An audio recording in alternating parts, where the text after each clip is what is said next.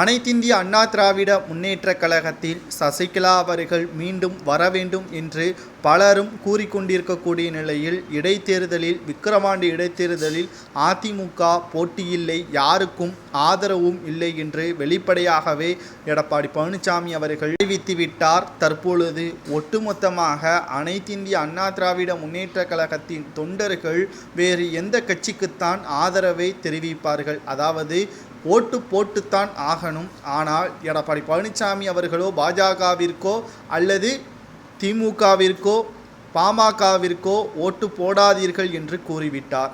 ஆனால் தற்பொழுது அதிமுகவின் தொண்டர்கள் யார் பக்கம்தான் இந்த முறை விக்கிரவாண்டி தேர்தலில் ஓட்டு போட வேண்டும் என்பதை சசிகலா அவர்கள் கூறுவாரா என்ற ஒரு கேள்விகளும் எழுப்பப்படுகிறது.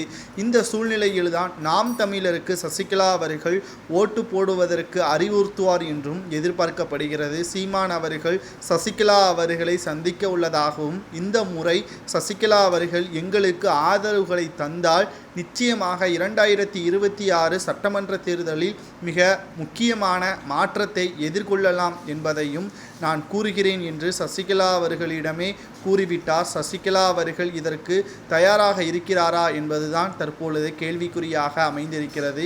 ஏனென்றால் அதிமுகவின் நேரடியான கட்டுப்பாட்டில் சசிகலா அவர்கள் இல்லை. மேலும் தொண்டர்கள் மத்தியில் சசிகலா அவர்களுக்கு நற்பெயர் இருக்கிறது.